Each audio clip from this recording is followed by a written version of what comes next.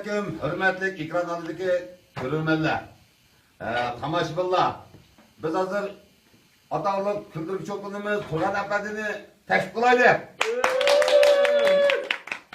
Assalomu alaykum. Aleyküm assalom.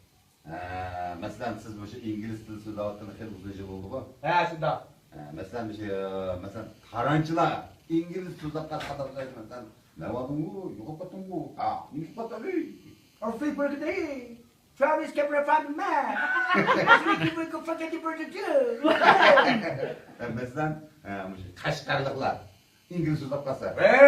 If Frank kept it down, don't make a place you got from the bear. Masalan, shu xotinliklar. Otellikler. Ay vay vay. Hi, it's the prince got a mind. 20 silver fall in the prince too. And then take the price and don't bucket of break of the down. Masalan, turpanlıklar. I'm a dog. It's going to be the first God in the law. Come on, the front of the book, what the fake and black and dog. Masalan, kuchaqliqlar. Hurry! What's going on from? Travis get you few places over get from the name. Let's go.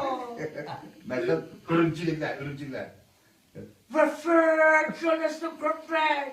You took it to practice your word in front of the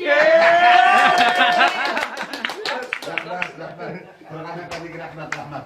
Rahmat ko'pchilik.